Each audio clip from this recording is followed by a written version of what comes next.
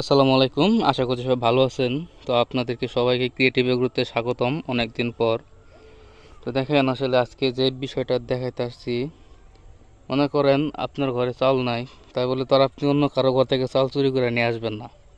তো সেরকম একটা ঘটনা ঘটছে। এই যে জমিটা আছে, এই পাশে যে জমিটা, এটা হচ্ছে আমার জমি।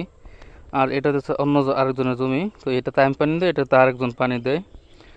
তো ঘটনা হয়েছে কি, এই জমিটাতে মূলত পানি শেষ, মানে পানি শুকায় গেছিলো, নিচে একদম পানি শুকায় গেছিলো। তো ওনার জমির কোনাতে একটা এরকম ছোট একটা গর্তের মতো করা আছে।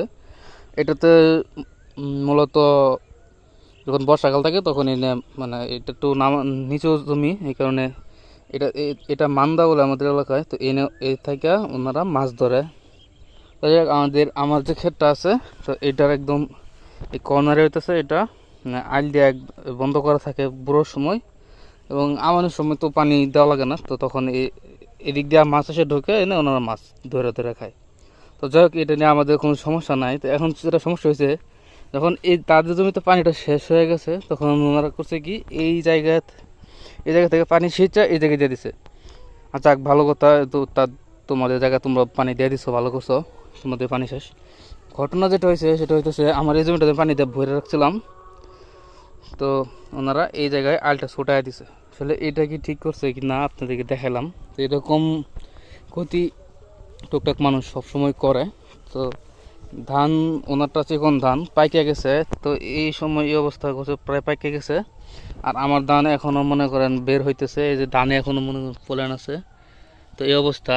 এখন দেখেন জমি একদম শুকনা বানায় ফেলছে। তো এখান থেকে তো দেখতে পাচ্ছেন না, জমি একদম শুকনা বানায় ফেলছে। এভাবে মানুষের ক্ষতি করাটা আসলে ঠিক না। তো এটা দেখালাম যে মানুষ নিজের স্বার্থের জন্য কি না করতে পারে। তা আমি আমি মূলত তাদেরকে আমার আমার ধান ক্ষেতের মাঝখানে আলটা কাইটা দিছি এরকম করে, যে এদিক দিয়ে মাছ ঢুকবে, ওনারা মান্দা থেকে মাছ মাইরা খাবে। তো ওনারা করলো কি, আমার ক্ষতি করে দেবে। আসলে আমি চিন্তা করছি সামনে আমার আইল একদম বাইদা ফেলাইবো, অন্যদেরকে আর কিছু দেবো না।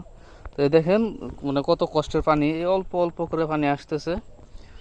আর পাম্প হইতেছে আমার বাড়িতে, সাবমার্সিবল পাম্প, ওই যে একটা সাদা টিনের ঘর থেকে হইতেছে, এর থেকে আরেকটু ওই পাশে। তো এত দূর থেকে পানি নিয়ে আসি করেন। আর ওনারা হইতেছে বড় মোটর, মানে সাবমার্সিবল 20 HP মোটরের পানি দেয়। তারা ওই পাশ থেকে নিয়ে আসে, আমি ওই পাশ থেকে নিয়ে আসি।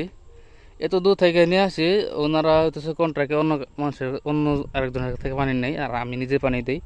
তো এত দূর থেকে পানি নিয়ে আসি, তারপরে যদি ওনারা আসলে এরকম ক্ষতি করে, তাহলে আসলে এটা সহ্য হওয়ার মতো না।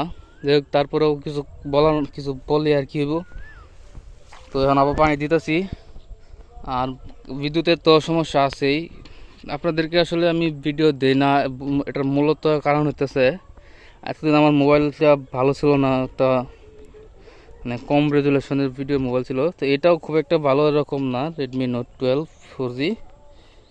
তো আপনাদেরকে চেষ্টা করবো এখন থেকে মোটামুটি টুকটাক ভিডিও দেওয়ার জন্য। আর আপনারা কমেন্ট করে জানায়েন আপনাদের এলাকায় আসলে ধানের শীষ মরা কীরকম। এই দেখেন আমার এনে শীষ মরা একদম, ধরেন অনেক, কী বলবো, সে পার্সেন্টেজে বোঝানো সম্ভব না। ধরেন 5 থেকে 10% শীষ হয়তো বা এরকম মরে গেছে। এই জমিটাতে বীজ দিয়েছিলাম ধান বেরোনোর আগে। তো দু একটা জমিতে বীজ দিয়েছিলাম না, সেগুলো তারও অনেক বেশি। তো যাই হোক, আজকে ভিডিওটা অনেক লম্বা হয়ে গেছে। তো যারা দেখছেন তারা তো দেখছেনই, তাদেরকে অনেক অনেক ধন্যবাদ।